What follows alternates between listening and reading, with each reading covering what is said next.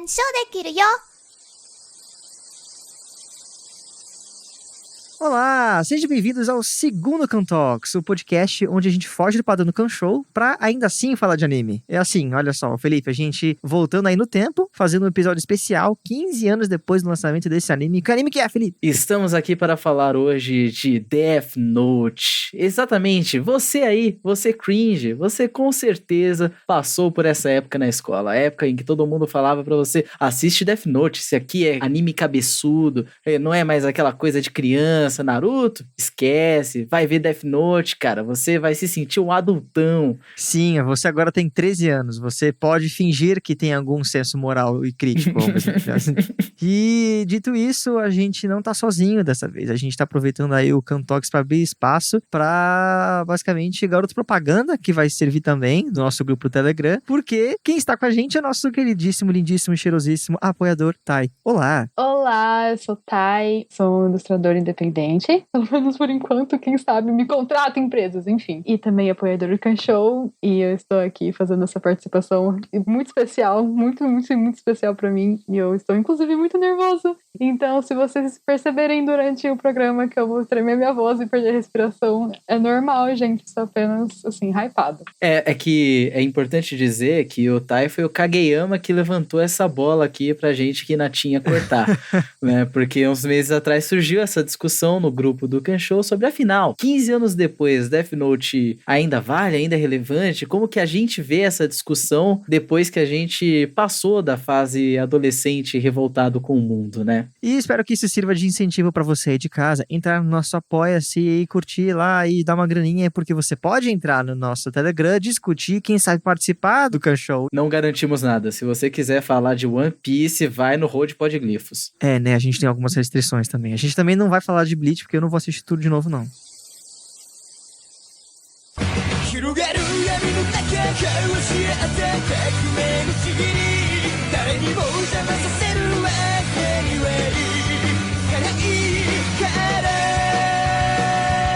Pra quebrar o gelo, pra gente ficar mais relax, vamos então entrar no espírito do Death Note, e eu preparei um joguinho pra vocês aqui. Eu preparei a coisa mais idiota aqui, não posso nem chamar de jogo, eu preparei uma dinâmica imbecil, tá? Dinâmica de grupo, tá? Aquela coisa que ninguém gosta, que é o joguinho da dedução. O joguinho da dedução, e então a gente vai pegar um dos elementos que é mais conhecidos do anime de Death Note, que são as partes em que os personagens fazem as deduções, de forma muito expositiva, parece que é coerente, mas a gente fica só boiando que entende, e a gente vai fazer a mesma coisa, mas com coisas do cotidiano. Então assim, eu vou começar jogando a primeira pro Felipe, pra ele mostrar como vai acontecer, e depois, tá, vai ser sua vez pra você ficar relax e participar da brincadeira. Então, Felipe, eu vou deixar você escolher aí qual que você quer fazer. Você tem aí do 1 ao 5, fique à vontade. Eu vou pegar o tema número 1, porque é onde eu me sinto à vontade, é onde eu estou jogando em casa, entendeu? À vontade. Vamos lá. O tema é qual, Nathan? Tema número 1. Você está no restaurante por quilo e a pessoa na sua frente coloca o feijão por baixo do arroz.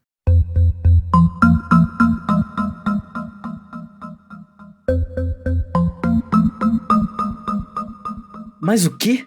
O que esse idiota está fazendo? É claro que o arroz ele deve ir por baixo do feijão. Afinal, o arroz é perfeitamente projetado para conservar o caldo. As pessoas não respeitam realmente o curso de engenharia de alimentos. Serve para isso, afinal de contas. 4 anos de formação totalmente desrespeitados. Não, isso com certeza é um teste. A minha fibra moral está sendo testada nesse restaurante aqui. Eles querem ver como eu me porto diante dessa situação. Será que eu devo corrigir a pessoa na frente? Será que eu devo também colocar o feijão por baixo? Não, isso não faz sentido. Isso só aumenta a entropia do prato. A desordem vai reinar. O que ele está fazendo? Ele vai seguir pro próximo? Eu tô vendo ele colocar ketchup numa fatia de pizza. Esse sujeito realmente está muito à minha frente. Eu perdi essa batalha.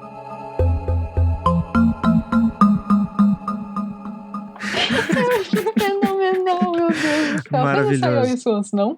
Não, eu sabia mais ou menos pra onde eu queria isso. Meu Deus do céu. Então, tá, agora que você já pegou a manha, é sua vez. Você tem aí dos temas 2 a 5. Fica à vontade pra escolher. Céus, eu vou de 3. Vamos lá. Seguinte, por que a gente bota uma calça e calça uma bota, mas não o contrário?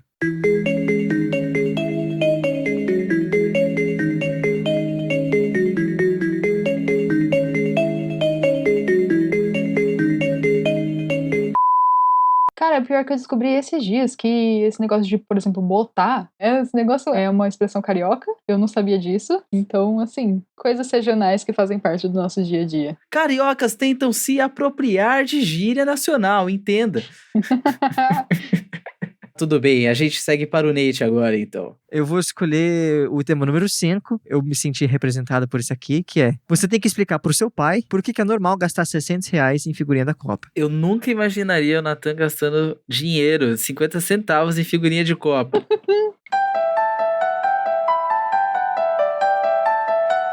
Quando você começa a colecionar a Copa, as figurinhas dela, você tem ali na sua mão um acervo das melhores pessoas que representam o esporte de futebol nas suas mãos. E quando você leva este álbum para o seu playground, para o seu horário do recreio, você está ali esbanjando todo o seu poder, porque todas aquelas pessoas estão na palma da sua mão. Se você gastar todos os recursos financeiros de sua família em busca deste primor, deste status, você se tornará o deus do playground. Então é isso, pai. Eu preciso vencer o bullying com este álbum de figurinhas. O álbum de figurinhas é a sua borracha colecionável ultra rara. Eu achei fenomenal. Eu acho que você é um idiota, Ellie. É uma pena. Isso podia ser bem mais interessante se você fosse mais esperto.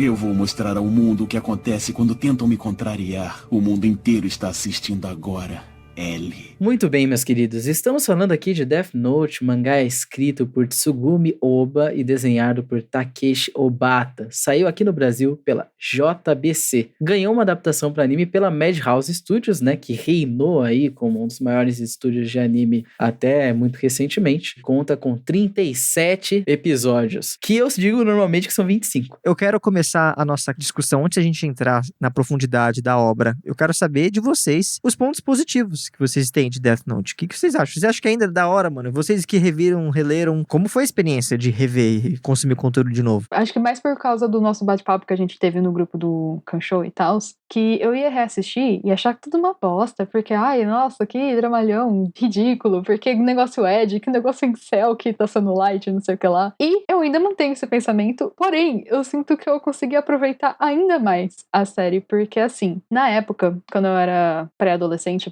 entrando, né, na adolescência e tal, eu assistia tudo achando tudo muito foda, tudo muito sério, pesado, porque pra quem tava acostumado a assistir, sei lá, Tokyo Mew Mew da vida e Mermaid Melody, que são shoujos, assim, super coloridinhos, assistir um Death Note foi tipo, oh meu Deus, então é isso, racionalidade, vida adulta, oh meu Deus do céu, é isso que é o poder. Responsabilidades, poder. Só que quando eu fui assistir agora, eu sinto que eu realmente gostei mais, não tipo, só por questões de achar a história interessante e também por eu já ser, convenhamos que eu já sou cadelinha do Obata, porque eu acho a arte dele simplesmente impecável, mas eu fiquei fissurado no dramalhão, tipo, é realmente um dramalhão adolescente o negócio, porque, novamente, por mais que a gente achasse super foda antes, ver agora é tipo um maluco do céu, que moleque egocêntrico mimado pra cacete, eu não consigo ter outro sentimento além disso, mas é legal, porque eu acho que eu tenho uma tendência a gostar de personagens egocêntricos, partindo pelo ponto do Dio,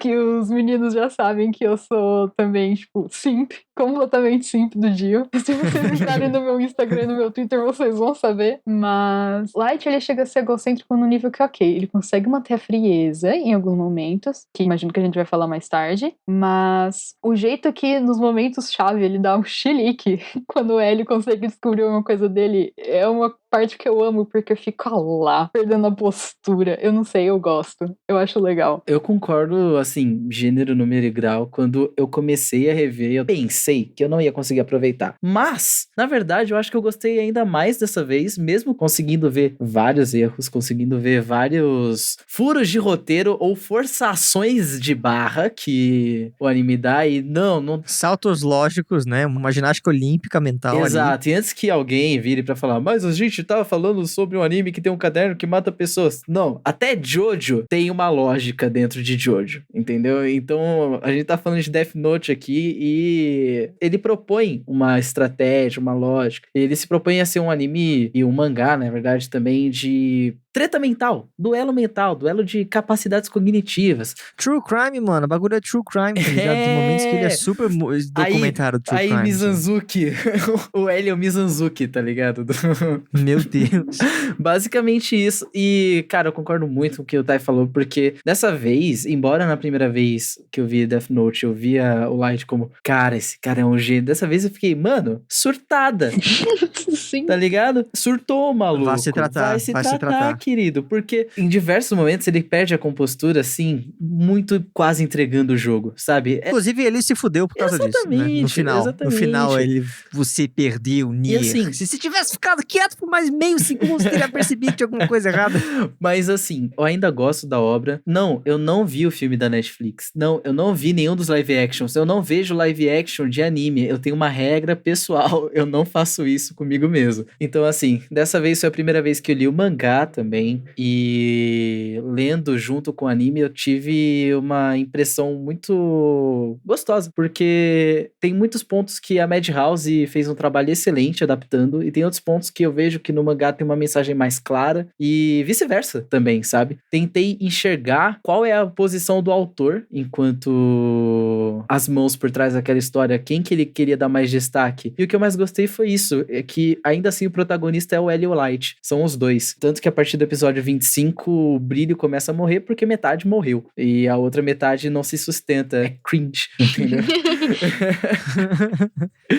Enfim, e tu, Nathan? Tenho que dizer que na época que eu assisti a primeira vez, eu gostei, porque eu tava com aquela coisa de tipo, não, ele quer fazer o que ninguém quer fazer, né? O que é uma coisa que ele fala, esse aqui é um trabalho que é sujo e alguém vai ter que fazer, e sou eu sou o único que pode fazer. Eu falei, vai, campeão, tu é foda mesmo, mano. Só que aí eu percebo e falo, beleza, parabéns, você é um genocida. Não acredita em ressocialização, não acredita em reabilitação, ele nem sequer pensa em, sei lá, fazer alguma reforma no sistema carcerário. Duvido que o Death Note fosse ser a ferramenta perfeita pra isso, mas se ele é um moleque tão inteligente do Japão assim, tá faltando um pouco de bom senso, né? Duvido que ele ensine isso na escola. Revendo, eu me peguei muito pego de novo pelo drama policial mesmo, tipo de o gato e rato mental. Eu acho isso muito legal, eu gosto da representação, da batalha de mente. O L e o Light em cima de um prédio, na chuva, metaforicamente, se olhando à distância, os dois falando eu sou a justiça ao mesmo tempo, porque a gente tem duas pessoas com um senso de justiça muito fortes, obviamente que um completamente deturpado e o outro, o moleque é só um Sherlock Holmes moderno, mas eu acho legal a interação. Eu me peguei nervoso reassistindo, eu achei muito maneiro, algumas táticas, eu nem lembrava de muito detalhe que aconteceu, de tipo, eles ficarem presos 50 dias pra não ter mais suspeita por daquela regra falsa dos 13 dias, enfim, todas essas minúcias de vou manipular a regra, vou manipular essa pessoa, vou esquecer do caderno de proposta pra que eu não, sei lá, não dê algum viés de confirmação do que eu possa saber do Death Note. Então, eu acho que como aventura, drama policial, eu acho irado. Eu acho que é uma coisa que se mantém até hoje. Mas agora, eu acho que o cerne principal da discussão aqui é se a porra da moralidade central do Light vale ainda ou não. E a resposta é óbvio que não. A gente levar como, nem como herói, mas um anti-herói, talvez, como figura central que coloca como base moral o que o Light tá fazendo e tá falando, é completamente de descabelar o cu do palhaço. É impressionante como os caras simplesmente aceitam, tipo, não, beleza, ele é um moleque que vai matar milhares de pessoas a troco de, sei lá, reduzir o crime, sendo que há outras maneiras de fazer isso. O filho da puta cogita matar a irmã dele, tipo, tranquilamente. Não, beleza, a gente não pode entregar o Death Note. Ele abre o caderno, ele pensa no nome da irmã dele. Isso é insano. Sim.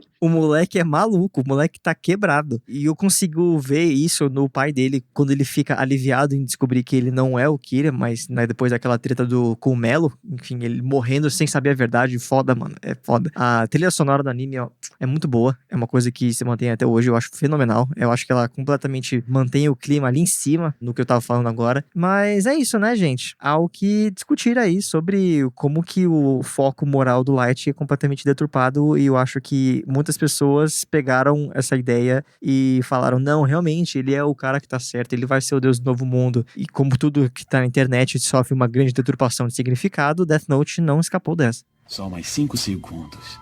4, 3, 2, 1.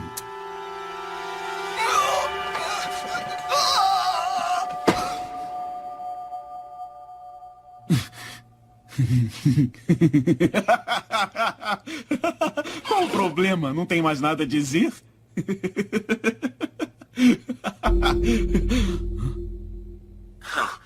Eu tinha que testar, mas eu nunca pensei que pudesse acontecer.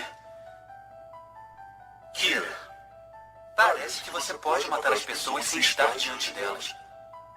Eu não teria acreditado se não tivesse testemunhado. Escuta, Kira. Se você matou Lindsay L. Taylor, o homem que você viu morrer na televisão, eu vou dizer que ele era um preso, cuja execução estava marcada para hoje. Não era eu. O quê? A polícia prendeu ele em total segredo para que você não ouvisse falar nele pela TV nem pela internet.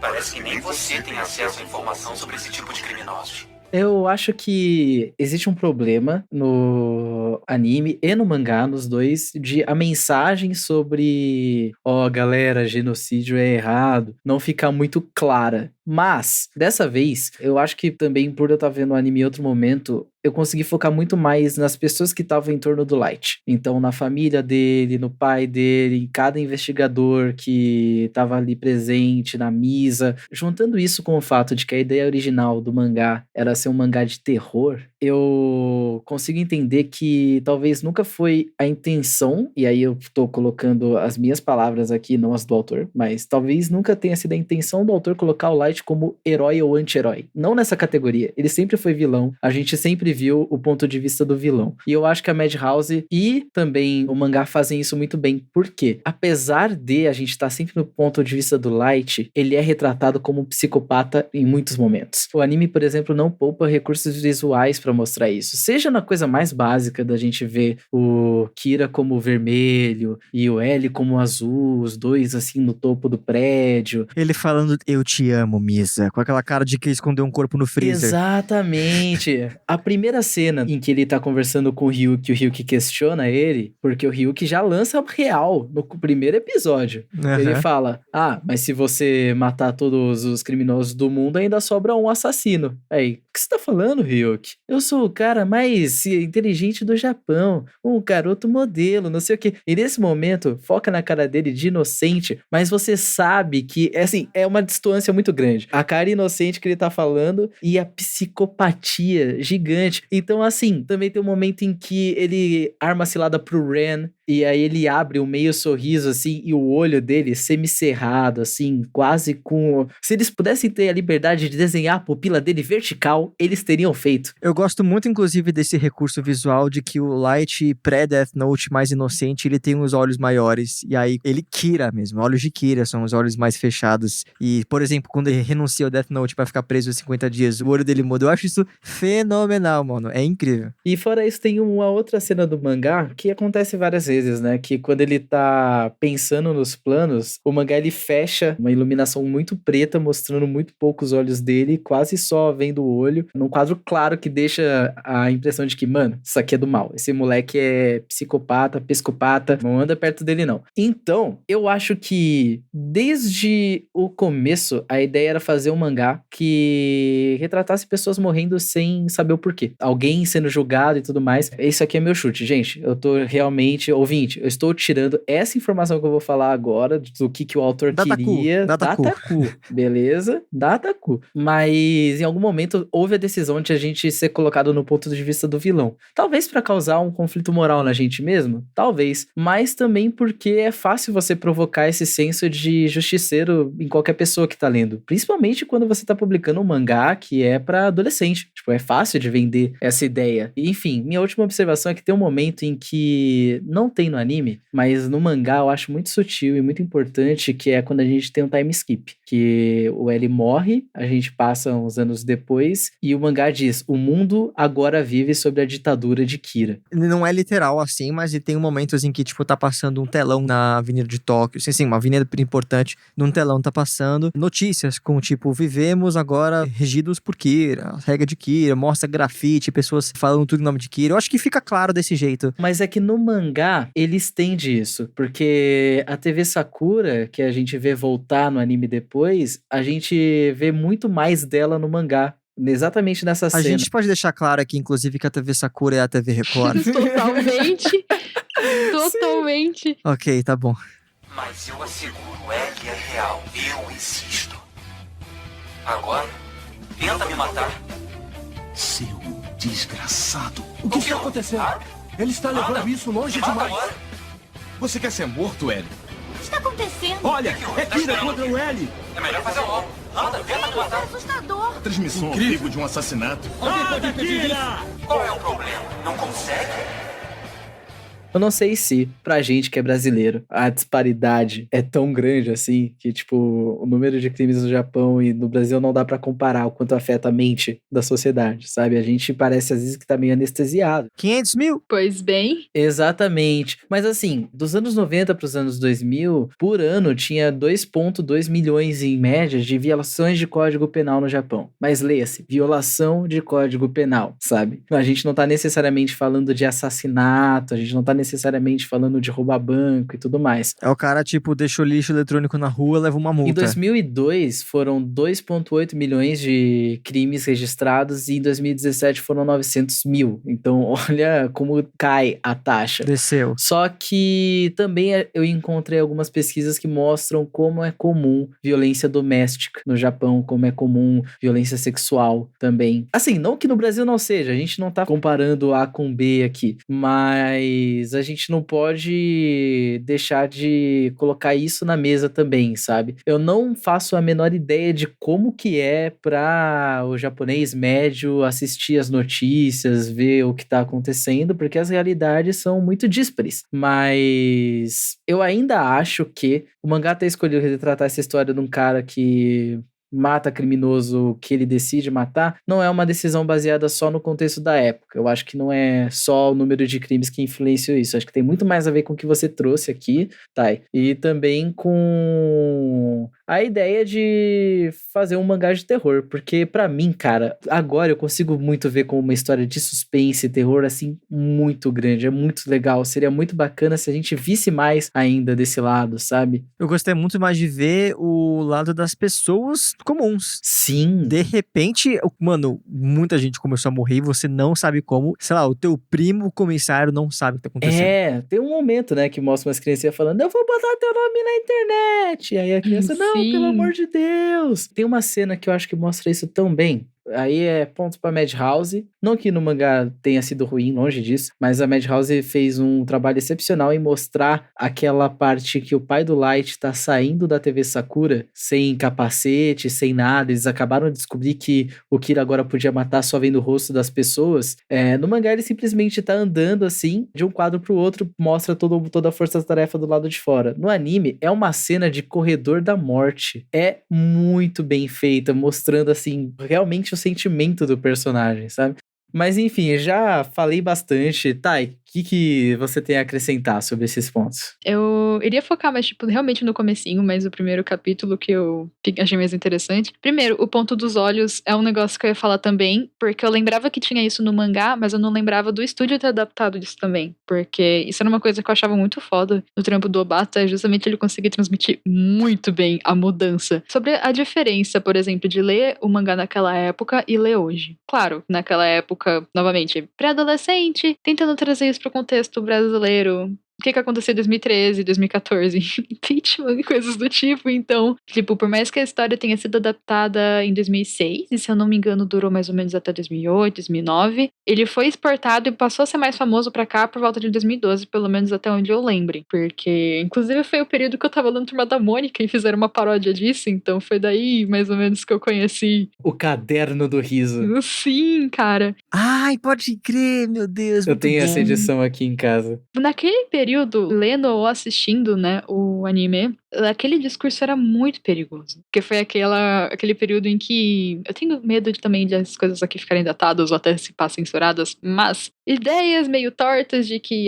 bandido bom, bandido morto, que é basicamente a logística que o Light usa, né, meio perigoso. Mas é isso mesmo, não tem nem que censurar, não. Essa é a realidade mesmo. Não, a ideia é torta, independente da data, tá ligado? É uma Sim, ideia sim. que não pega. Assim, hoje em dia, que a gente tá gravando num momento em que também a gente acabou de viver esse debate no Twitter. Porque a gente sabe como funciona a justiça, entre aspas, brasileira.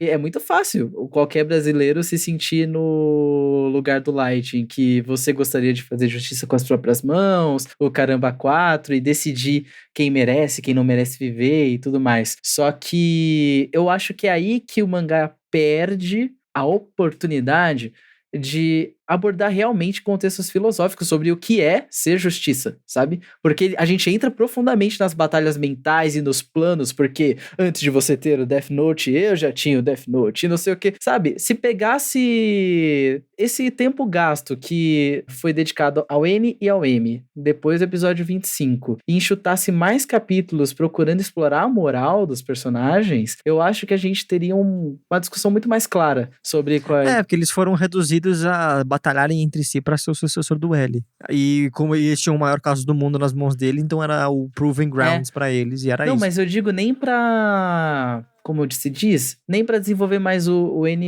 e o M. Apesar de hoje em dia eu não ter o mesmo desgosto que eu tinha por esses personagens antes, porque eu entendo que são personagens que chegaram no fim da parada, não tinha como ser o L, sabe? Eles, acho que essa nem era a intenção, cada um era metade de um explicitamente ali, né? Um docinho, o outro joguinho. Eu acho que tira essa segunda parte, traz a morte do L mais pro final. No meio, vamos realmente explorar a moral desses dois personagens, desses embates aqui. Vamos trazer o ideal deles e pôr à prova. Eu acho que faltou esse debate, sabe? Fica muito no começo essa parada de bandido bom é bandido morto? Interrogação. E esquece muito rápido disso. Exatamente. Sobre a questão de bandido bom ou bandido morto, que o Light fala, né, várias vezes nesse comecinho, os primeiros episódios mais específicos, que como entra muito na questão do ponto de vista do vilão, essa narrativa em primeira pessoa, eu acho ela muito perigosa. Ainda mais quando mostra ele como um patamar de admiração, porque ele é o protagonista, a gente tem que ter um mínimo de simpatia por ele. É muito perigoso quando, por exemplo, naquele período, e até hoje a gente vai ler isso, a gente vive diferenças sociais e raciais na pele todo dia aqui no Brasil. A gente sabe que para uma pessoa ir pro mundo do crime tem uma cacetada de questões sociais que envolvem aquilo. Não é simplesmente a pessoa acorda que nem o idio caótico que, vou estourar a vidraça de banco e simplesmente vai lá e rouba um banco,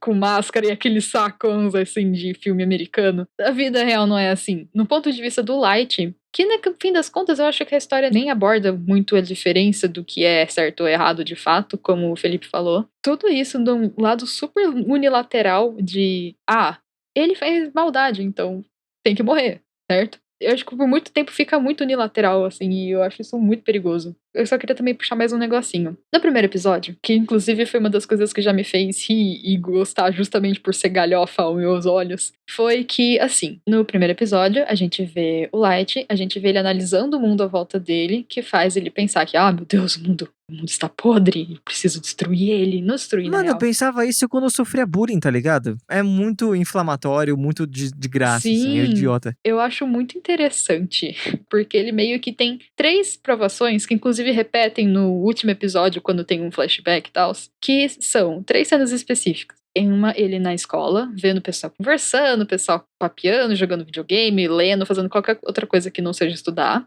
Segundo, quando ele tava no cursinho, que novamente pessoas praticando bullying, umas garotas conversando e um outro cara lá xingando a mãe. E o terceiro foi os caras da motoca. A visão que fez ele pensar que o mundo tá podre, com exceção do último, que realmente os caras estavam quase indo estuprar a moça e aqui, cara, é crime, é realmente crime. Não dizendo se é certo ou errado matar, mas é crime. Eu entendo ele ter pensado de, ok, o cara está fazendo uma coisa ruim, portanto é um criminoso. Mas os 2 primeiros casos é tão, porque o primeiro, o garoto tava jogando pelo menos do que eu me lembro do desenho, era ele jogando um DS, assim, no meio da aula. Então, tipo, ok, você acha que o mundo tá podre porque tem um maluco mimado, igual você, diga-se de passagem, jogando no meio da aula. A diferença é que ele tem amigos.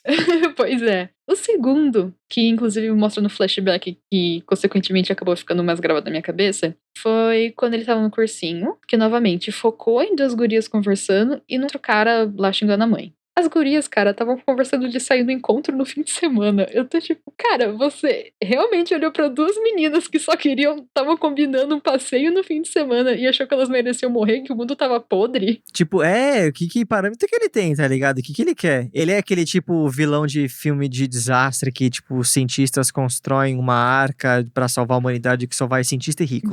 Pois é. O pior é que eu pensei que nessa cena, eu nem considerei que ele tava pensando sobre das meninas ou o cara da mãe, tá ligado? Mas que ele tava falando dos malucos que tava falando alto na aula, e aí o cara falando mal da mãe era mais pra gente pensar, nossa, que gente escrota, né? Talvez o Lige esteja certo. Mas o que eu acho engraçado na cena que vem, a conseguinte a isso, é que ele tá lá, não, será que eu me torno assassino se eu fizer isso? E aí, mostra ele escrevendo o nome lá. Danada, o filho da puta escreve Bíblia, mano. Cara, ó, quem não. A galera não tá vendo o vídeo, mas a gente faz a call do podcast em vídeo. Eu tenho o Death Note aqui, que a regra, inclusive, tem uma regra aqui que é as páginas do caderno não acabam, tá? O filho da puta não pensou em, tipo, se limitar pra escrever. Ele foi com tudo, velho. Eu fico em choque. Isso aqui é grosso, mano. Eu nunca completei um caderno, tipo, na faculdade, assim.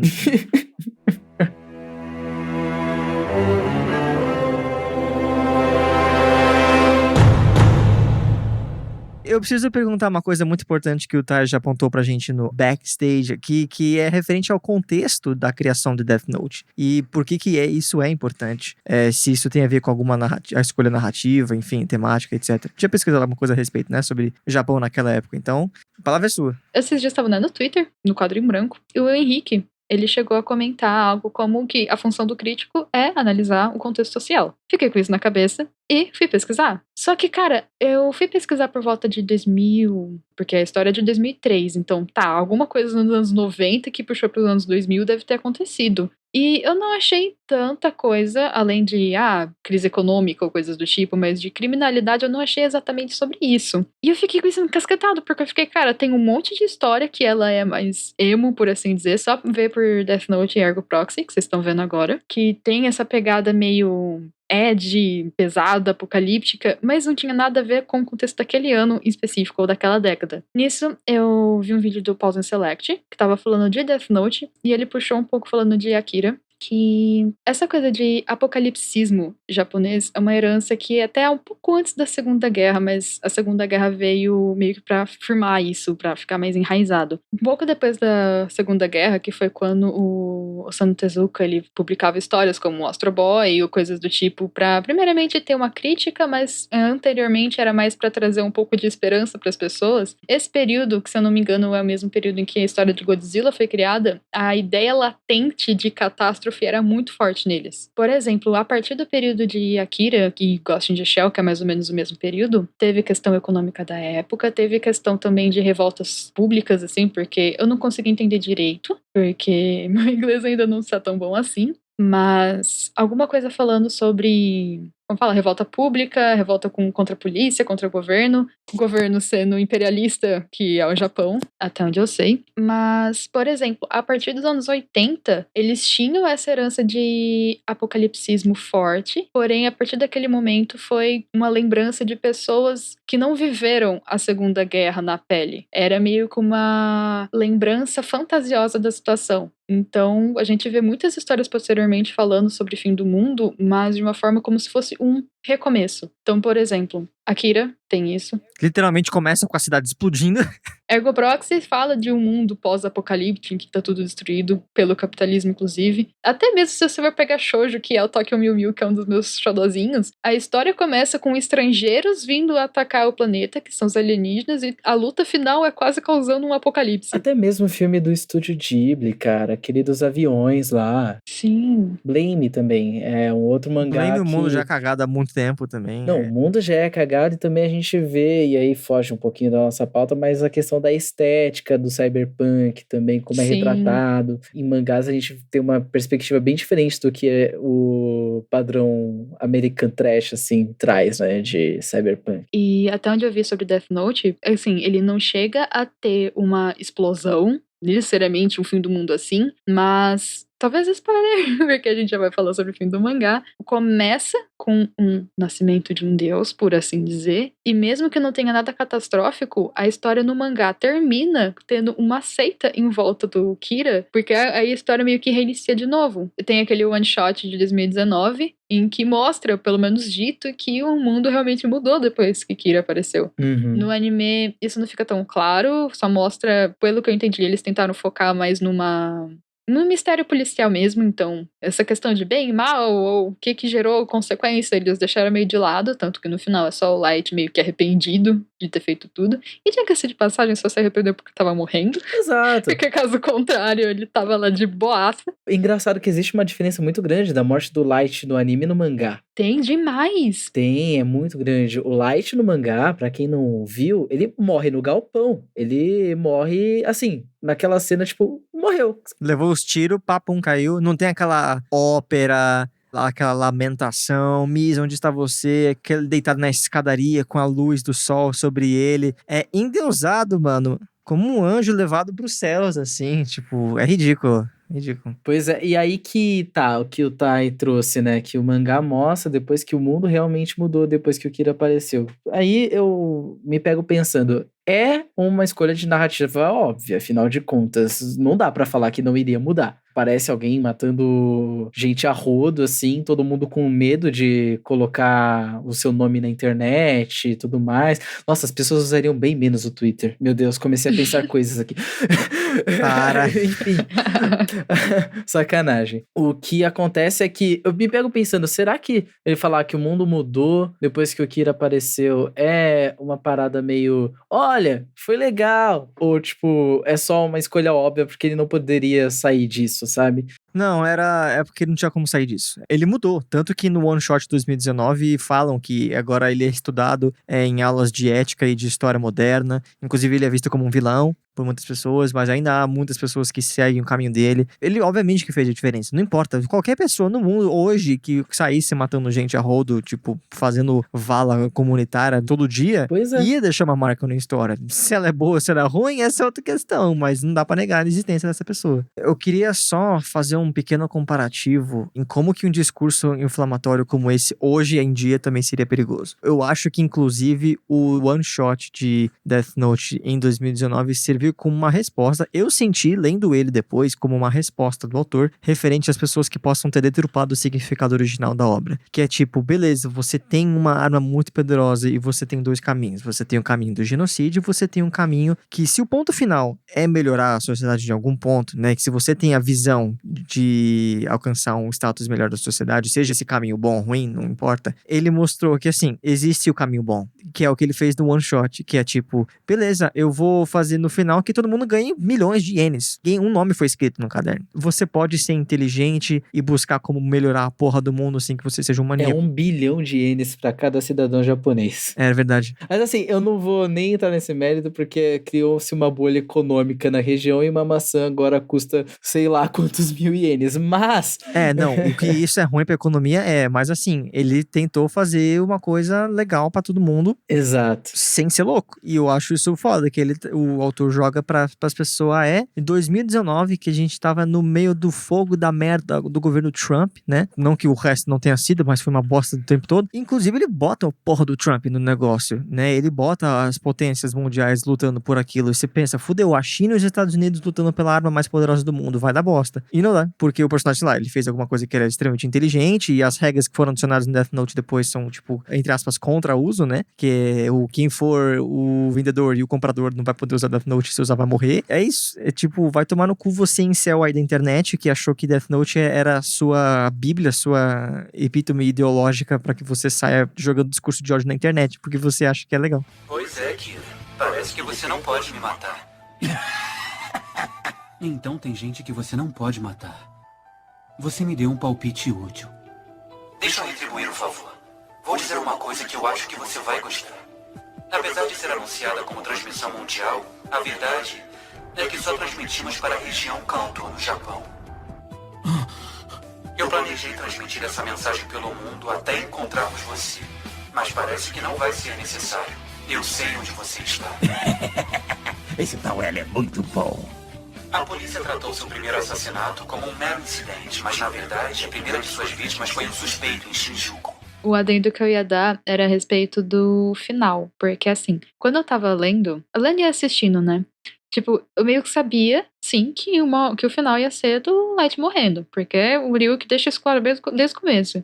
que, não, eu não vou fazer nada com você, o caderno é seu, porém, no final, eu vou escrever sua nome no caderno e você vai morrer. E você vai parar num limbo, por assim dizer. Só que, pelo menos pra mim, quando eu li pela primeira vez, eu só achei meio bobo, o final do mangá, de ter toda aquela seita, porque é uma puta cena dramática das galera subindo na montanha, com vela, com um manto. Só que lendo agora, inclusive com essas pesquisas que eu fiz, do que eu entendi, essa questão de seita também é um bagulho muito cultural do Japão. Porque assim, lá tem duas religiões que são fundidas, meio que híbrida. Uma é o budismo e a outra... Shintoísmo? Isso, shintoísmo. Essa questão de seita também, se você for ver, também é outra coisa presente em outras obras, como Akira, e vamos usar o exemplo mais recente, 2020 Japão Submerso, no qual tá tudo destruído, tá tudo uma bosta, mas o que eles fazem pra se segurar e acreditar num bem maior é criar aquela seita das coisas douradas e não sei o quê. Seita não é muito difícil de se formar, né? Afinal, a gente tem aí os Estados Unidos que tem seita a rodo pra caramba, né?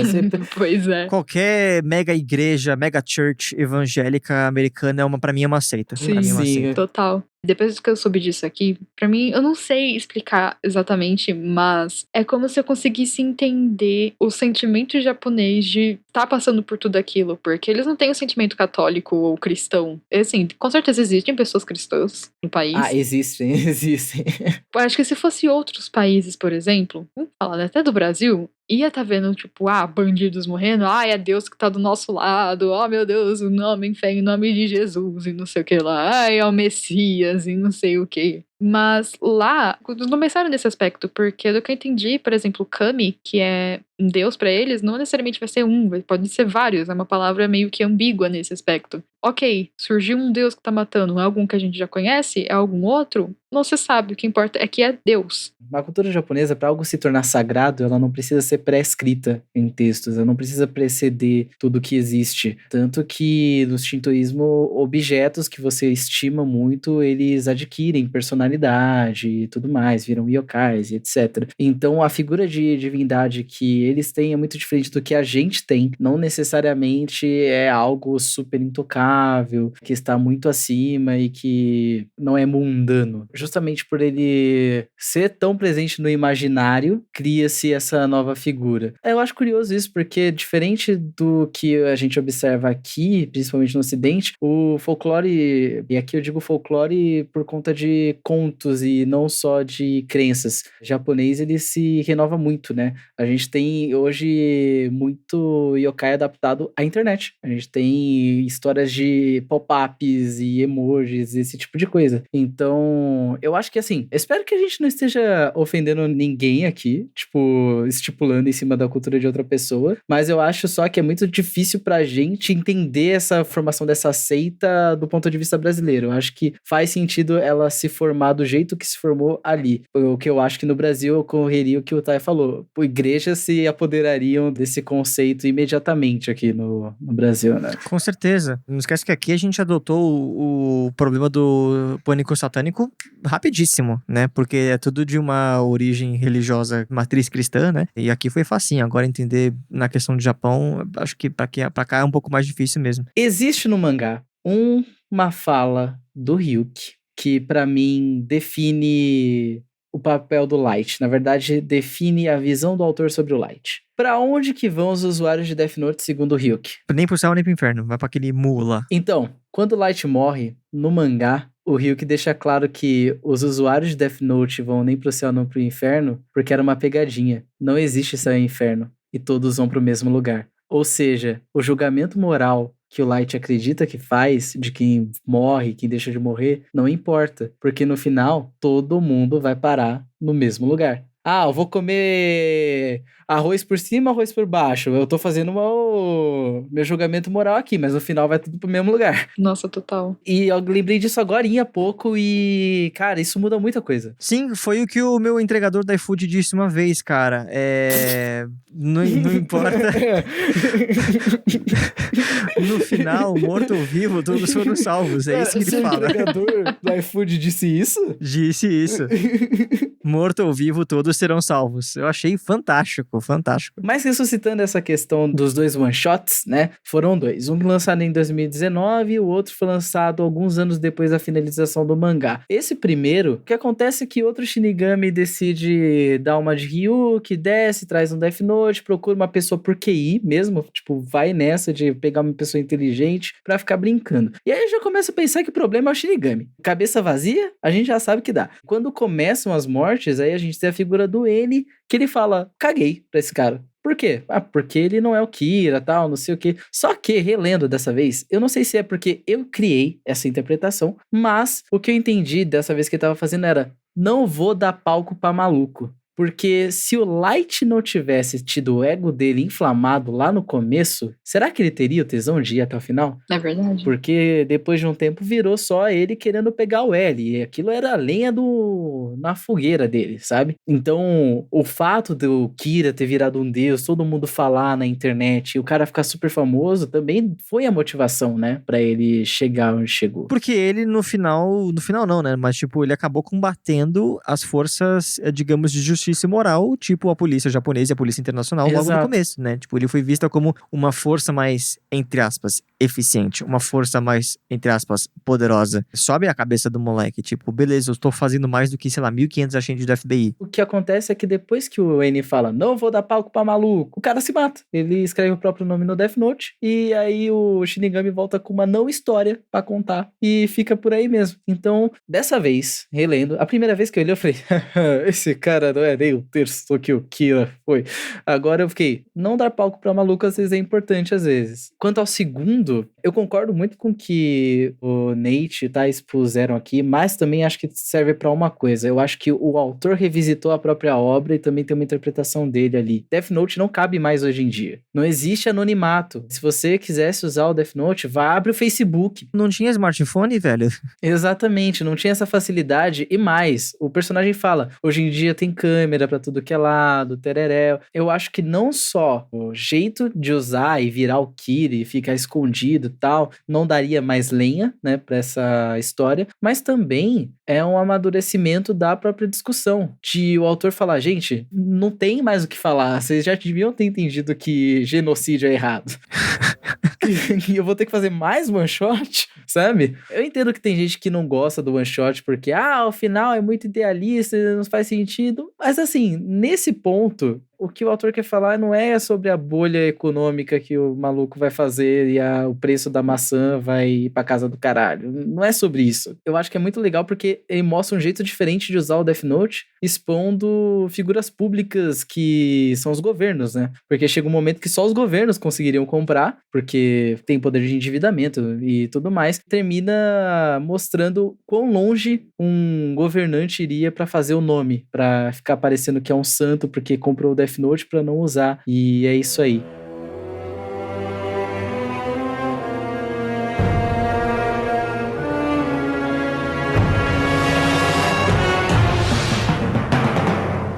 Eu acho que eu vou partir para as minhas últimas considerações. A primeira é, o episódio da morte do L é o melhor episódio do Death Note, pra mim. É um episódio extremamente bem dirigido. O anime, ele vai um pouco além do mangá. Eu acho que até bastante além, assim. Toda aquela cena do L na chuva, lavando os pés do Light e tudo mais, 100% crédito do anime. A cena dos sinos do orfanato, que a gente ouve no começo. Claro, eu acho que tem uma roupagem meio que bíblica aí, porque tem a questão de lavar os pés, passagem da Bíblia, Jesus lavou os pés de quem? Eu não lembro, faz muito tempo. Acho que foi Judas que lavou. Ele lavou o pé de Judas. Exatamente. Nesse momento, o teto do prédio acima deles tá em formato de cruz, né? É claro. Xisa! Choro. E aí tem aquele momento do L lavando os pés do Kira. Um momento em que deixa muito claro um lado, sabe? Tipo, mano, o cara vai matar o L. Em algum momento a gente começou a ver uma amizade crescer entre os dois, antes do Light recuperar as memórias e voltar a ser o pescotapa. E de repente isso não importa mais, já era. Joga toda essa moral pra trás e vamos matar o L. Suba no carro, meu dia. Vamos matar o L. Cara, eu gosto muito desse episódio, a trilha sonora dele tá 100% muito bem colocada, o momento em que o Ren mata o Atari. Inclusive tá trocado a ordem das coisas que acontecem no anime em relação ao mangá. Nada muito drástico, mas mais pra causar drama, assim. A outra coisa que eu queria falar é, vocês sentiram que tem umas nerfadas foda em vários personagens pra passar o Light, pro Light parecer inteligentão? Cara, até que tá. Aí entra outra coisa que eu fiquei sentindo enquanto eu tava assistindo. Tipo, claro, toda a narrativa, a construção de câmera, assim, ângulos que colocam do Light sempre, digamos, com uma câmera embaixo pra ele engrandecer. Tanto é que uma coisa que eu acho legal observar, eu não lembro tanto do mangá, mas eu consegui perceber isso pelo menos no anime, é que os ângulos estão sempre de baixo, engrandecendo ele, porque a câmera seria você. A única coisa que não é por questões de perspectiva, que geralmente é de narrativa e enquadramento mesmo, a única coisa acima dele é o Ryuki. É sempre enquadrado dessa forma, porque a única coisa que é capaz de matar ele Sim. é a porra de um deus. Eu não sei se é porque eu sou uma pessoa paranoica, mas às vezes eu sentia como se ele não fosse necessariamente uma batalha não só dele com o L, mas tipo de pensamentos assim, de forma geral, tão realmente tipo hiper inteligentes, nossa, QI mais de 9.000 e não sei o que lá. Tipo, a coisa básica que ele pensava, ok, tipo, até porque ele tinha acesso aos negócios da polícia, né? Ok, eles acham que eu sou um adolescente?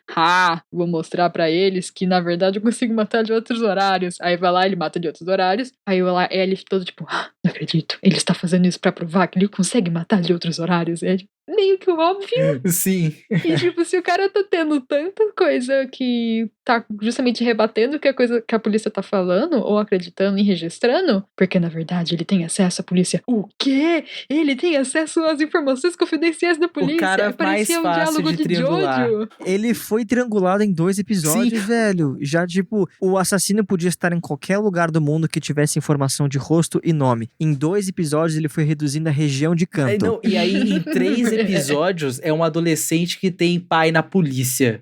Sabe? Sabe? Perdeu, mano. O pior é que, assim, enquanto eu tava assistindo, por exemplo, esse pedacinho do Ellie descobrindo, né, tendo todo esse plot twist logo no começo da região, eu sinto que não tinha muito o que o autor fazer, porque, assim, eu senti uma necessidade na hora que eu tava assistindo de, nossa, mas seria legal ele me mostrar ele pelo menos tentando 1 ou 2 vezes pra mostrar que tentou. Só que tinha que ter meio que um impacto, né, pra gente sentir que ele também é um gênio. Porque se fosse o contrário, ia ser aquela coisa meio, é só mais um. O que ele está realmente acima de todos. Não, mas esse negócio de ficar querendo mostrar toda hora quem é gênio e quem não é, torna Death Note o rei dos... Meu Deus, ele está colocando o feijão por baixo do arroz? Sim, ele está colocando o feijão por baixo do arroz, mas não pode ser, ele vai mesmo colocar o feijão por baixo do arroz? Sabe, alguns momentos você fica, tá, eu entendi. O que eu acho é que tem uns personagens que claramente eles não deveriam ser tão burros. Ray Pember, você é um agente da FBI. O cara é enviado pro Japão para investigar um cara. Suspeitamos que Light Yagami é o Kira. Ele tá lá o Guilherme Briggs, né?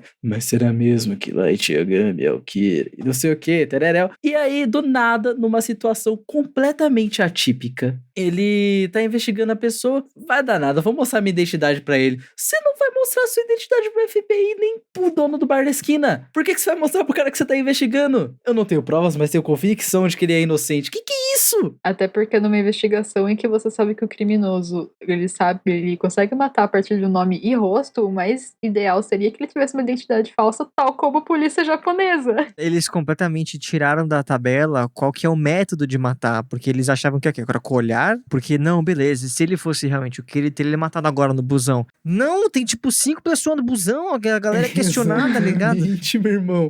Sim. E aí, não, beleza, não foi ele, tô aqui minha identificação. Não faz sentido, cara. Não, e aí a gente parte pro episódio que o Light perdeu ali feio. Sério, a mina alugou um apartamento na cabeça do maluco. Light, vou entregar marmita pro papai. Opa, tem uma mina aqui querendo saber da força-tarefa. Vou seguir ela. E aí ele começa a ficar que nem um stalker o episódio inteiro. Ô, mas você tá querendo saber muito da força-tarefa, hein? Por que você tá interessada na força-tarefa? Você quer tanto pegar o Kira? Ah, eu também. Moleque, você tá no ensino médio, você não devia estar estudando, não? Não devia estar em casa? Mano, cala a boca. Sei lá, vai sair no final de semana. Ah, não, mas não pode, porque isso é coisa de escória. Deixa eu Pois é. E aí ele começa com um papo de, na verdade, você não vai conseguir encontrar o L. Por quê? A mina trabalhou com o L. Porque eu também sou da Força Tarefa. Ah, tá bom. Beleza então, meu irmão. Beleza, então. Confio pra caralho. Vestibulando. O cara acabou de sair do etapa e vai lá pro prédio da Força Tarefa pra resolver crime. Ok. Caralho. Novamente, batalha de egos, porque foi só encher a bola dela que ela ficou, ai, tá aqui minha identidade. Sendo que minutos antes ela tava, ai, com licença, será que eu posso ir sozinha agora pro prédio da Força Tarefa? Ele tinha perdido muito feio. Ele tinha perdido horrível, sabe? E eu não sei em como em nenhum momento ela achou esquisito o Light ficar seguindo ela na rua o tempo todo. Tipo, esse moleque já não tá conversando comigo há 5 minutos, ele não vai embora não? Ele, tipo, não tem família, não tem casa, tipo, me deixa em paz, porra. Era o motivo dela ficar ainda mais desconfiada. Pois é, o famoso perdeu o cu na minha cara. Acho que essa cena mostra como o plot foi favorecido às vezes mais pra mostrar o embate intelectual entre Light e Ellie do que realmente pra alimentar uma coisa de investigação, sabe? Porque o que faria sentido é ela falar, moleque, ó, aperta o botãozinho do Among Us, ó, Light caindo a SUS, ok, galera? Eu gosto de uma imagem que tá, tipo, o Light e o Ellie aqui do lado, ele fala, tipo, ô Kira, ele fala, ele droga, foi pego. Eu gosto muito dessa imagem. De todos os criminosos que recentemente morreram de paradas cardíacas, esse crime foi o menos grave. E mais, o crime dele só foi noticiado dentro do Japão. Eu usei essa informação para deduzir isso. Você está no Japão e sua primeira vítima foi apenas um teste, o que significa que você não mata há muito tempo. Decidimos transmitir Encanto primeiro por causa de sua grande população e por sorte achamos você. Pra ser bem sincero, eu não esperava que as coisas fossem correr tão bem, mas não vai demorar até que eu possa condenar você à morte. Esse L confirmou mesmo a sua reputação. Ele provou que Kira existe, que as mortes foram assassinatos e que ele está aqui no Japão. Naturalmente, estou muito interessado em saber como você pôde cometer esses crimes sem estar presente. Mas eu não me importo em esperar um pouco mais. Mas pode responder todas as minhas perguntas quando eu pegar você. Nos reencontraremos em breve, Kira. É mesmo? Ele vai me condenar à morte? Parece interessante. Eu aceito seu desafio, Ellie. Os dois vão caçar um ao outro sem saber o nome nem o rosto que o outro tem. E o primeiro cuja identidade for revelada morre. Os humanos são tão divertidos. Ellie. Kira. Vou caçar você até onde estiver escondido e vou acabar com você. Eu sou a Justiça! Eu acho que o anime vale se você nunca viu e tiver interesse em ver uma coisa dos anos 2000. Tipo, eu tô curioso pra ver o que era famoso naquela época. Pode ver, eu acho que você vai se divertir um bocado. Não leva o Light muito a sério, não leva a proposta temática, moral, ética, justiça a sério. Por favor, não reproduza este diálogo online, senão eu vou te dar um soco. Eu, pessoalmente, vou te dar um soco. E curte, mano. Eu vi dublado, eu revi dublado. A dublagem brasileira tá fenomenal. Inclusive, eu tentei ver em japonês pela primeira vez pra gravar o Kanshou e não deu, porque eu voltava pra dublagem, porque eu tava atrelado a ela. Foi ótimo, mano, foi uma experiência muito legal. Sempre tem aqueles vídeos do YouTube que é a cena clássica de tipo, veja o Light revelando que é o Kira naquela cena que ele ri em 17 línguas. E aí, português é tipo muito boa. Mas é isso, enfim... Não seja babaca. Assiste se você quiser curtir um bagulho pra matar seu tempo e quiser rachar a cuca. Tome suas vitaminas. Não coma doce que nem o L. E vai se exercitar. É verdade, também, você ficar sentado de cócoras na cadeira não vai aumentar a sua capacidade cognitiva em 40%, fazendo com que você queime calorias. Só vai deixar a sua lombar muito merda. Mas exatamente. É isso. Eu acho que, cara, dá super pra você curtir. Apesar de tudo que a gente falou aqui, obviamente ainda tem um carinho, sabe? Acho que, claro, a gente sempre tem que ressignificar e repensar como que a gente consome o conteúdo e tudo mais, mas eu acho que tá longe de ser alguma coisa que você simplesmente fala, pô, descarta isso e joga fora. Sim, até porque toda arte perde o propósito se você só ignorar ela no contexto social e você, tipo, assistir pelo valor dela intrínseco e ponto, e acabou, e tipo, ignorar isso e acabou, não vale, você cagou, porque significa ser arte. Se você quer saber o que é um pouco mais sobre arte, você pode revisitar um negócio arquivado na minha mente do Felipe, que é o episódio número 34 do podcast antigo Toad Rec, em que a gente discute sobre o valor da arte e o seu contexto social, e enfim, acho que é um papo extra, bibliografia complementar aqui do assunto, vai se você quiser, mas é isso. Realmente, o episódio da morte do Ellie é simplesmente fantástica. A animação é tudo muito, muito, muito, muito bonito. Tipo, até a cena do Ellie e o Light se olhando é realmente muito bonita. É tudo muito melodramático. Só que aí tem um pontinho só nesse episódio, que acho que foi nesse, se não me engano foi no final desse, que eu achei só um pouquinho estranho, porque toda a história, meio que ela era, digamos que em terceira pessoa, assim, porque mostrava o ponto de vista do Light, mas também mostrava do Ellie, também mostrava de outros personagens. A partir do momento, creio eu, que mostra o pensamento de outros, não é uma história em primeira pessoa, necessariamente. Só que, tipo, no final desse episódio, é só uma coisa que eu prestei atenção, coisa que eu não tinha prestado atenção antes, porque entre um narrador, estilo Jojo também, eu gosto muito de comparar tudo com Jojo, mas entre um narrador, assim, que não é voz de nenhum personagem ali falando, e Light, então, tipo, passou anos estudando pela polícia e não sei o que, ele fez mais um genocídio e não sei o que lá, e em 2012 ele se formou e entrou pra polícia. É uma narrativa... Nota 10! Foi uma narrativa muito assim, e eu fiquei, cara, de onde surgiu esse maluco? Porque eu não lembro dele antes, e eu não sei, eu achei meio estranho. Tipo, eu entendo que foi só um intuito informativo, mas foi aquele... Ué? Então, é que no mangá também tem, e eu acho que é o único ponto também do mangá em que existe o fator narrador em terceira pessoa ali. Aquela pessoa que... Eu não lembro demais. Porque, por exemplo, a narrativa do primeiro episódio, que fala, humanos são interessantes e não sei o que lá, foi Yuri Uki falando, vendo tudo aquilo. Enfim, aí depois a história foi meio que pulando, né, de pensamentos em pensamentos. Mas nessa cena, assim, eu achei meio... É que é diferente, né? Você colocar um balão como um narrador no mangá, e aí vem o narrador de Jojo falando, essa é uma história de dois jovens ligados pelo sangue. Ai, eu amo. Aí, falando sobre a parte final, né, que foi quando apareceu o Nier, o Melly, etc. Lembro que, inclusive, um dos estalos de quando a gente tava conversando no grupo do Kanshou, foi que eu lembro de eu falar que, nossa, tava uma merda, porque foi muito rushado, que não sei o quê. E eu não sei se é porque dessa vez eu já sabia, eu não lembrava do porquê, com exatidão, mas eu sabia mais ou menos o que acontecia, de, tá bom, treta e tal, dão um plot twist e pegam Kira. Mas eu consegui aproveitar muito mais a segunda parte. Eu confesso que eu não fiquei menos engajado, porque se antes a batalha era mental, depois foi totalmente pro quebra-pau, sabe? Não, mas eu concordo contigo nesse quesito, porque eu também aproveitei melhor. Inclusive, eu percebi que eu não tinha entendido o papel do Melo antes, nas outras vezes.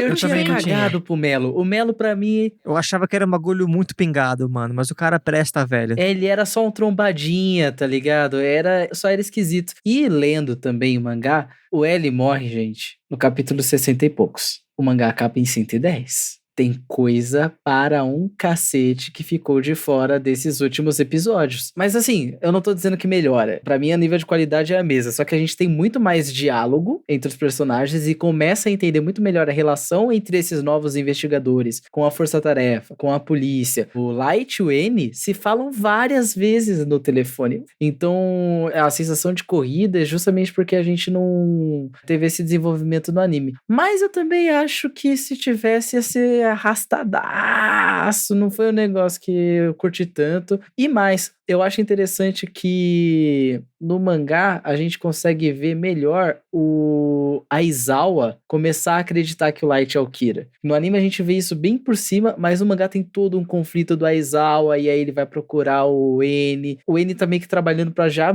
colocar a força-tarefa contra o Kira, e aquela cena no galpão é só o último tijolo do prédio. Uma última nota final é que no último episódio, eu diria que até me atirou um pouco, mas é mais por questões de idiotice mesmo, porque eu já fui assistindo todo o negócio meio que querendo ver o circo pegar fogo. Primeiro começou com aquele, caraca, que galhofa, meu Deus, que dramalhão, aí tipo, vai, e pode estourar tudo. Mas no final, eu confesso que eu cheguei até a ficar um pouco emotivo na morte do Light, porque tem toda uma pegada dramática, a música, é a cena dele caindo aos pedaços, assim, tropeçando, pingando de sangue, e ele vendo um Light adolescente passando do lado. Eu acho essa cena realmente bonita, deu pra entender que ele tá tipo, caraca, tinha um futuro da hora pela frente, né? Que bosta que eu tô aqui, mas tudo bem. E a Misa passando de trem ali perto, tipo... É muito lindo, muito lindo. Sem saber o que tá acontecendo, sabe? Inclusive, cara, que vocês imaginam que seria o final da Misa? Ah, com certeza suicídio. Ela tava em cima de um prédio olhando pro nada. Como foi tudo ao mesmo tempo visualmente pra gente, parece que tá tudo acontecendo exatamente ao mesmo tempo. Mas eu acho que depois que ela soube que o Light morreu, ela se matou. Porque ela não lembrava do Death Note, ela só lembrava que ela tinha um amor muito forte por ele. É, né? Até porque o que eu entendi dessa vez, vendo, é que essa cena dela no trem, o trem tá completamente vazio, é só ela é passageira. É tipo o trem que tá levando ela pro outro mundo, sabe? Pro outro lado. Ó, dá pra interpretar isso também. É,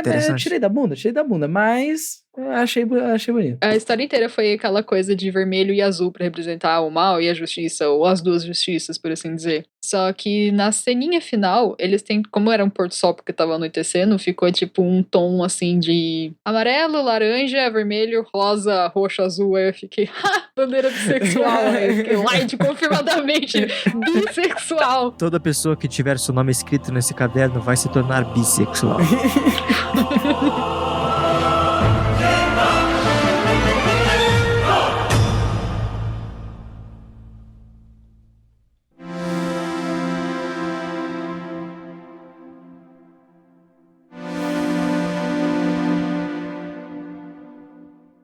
E é isso aí, pessoal. A gente chegou então aqui no final de mais um Cantalks, um papo revivendo uma obra muito querida por nós e revisitada com várias cabeças e posições diferentes. E vamos chegando naquele momentinho que, Thay, você está liberado para fazer o seu Jabex, onde as pessoas podem te encontrar, pedir commissions e etc. E minhas redes sociais estão conhecidas como The Special Bunny, que seria tipo o coelho especial em inglês. Eu sou conhecido como Tokikun. Me segue no Instagram, no Twitter. Eu tenho um Behance também, se você quiser dar uma olhada no meu portfólio, também tá como Tokikun, que seria T-O-K-K-I-K-U-N.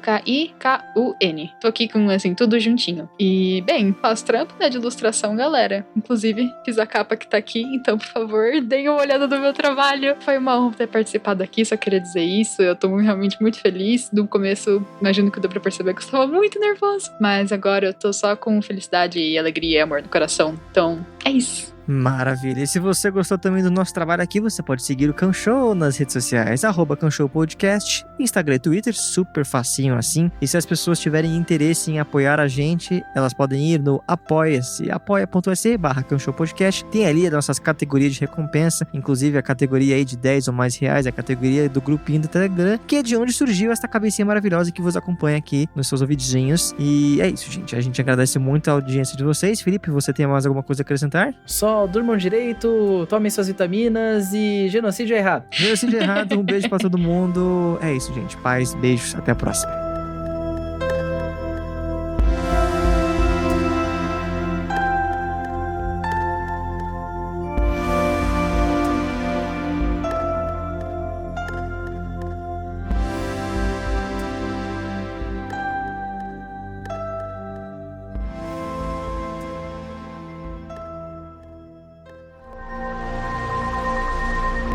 Este podcast foi editado por Nate Clayman.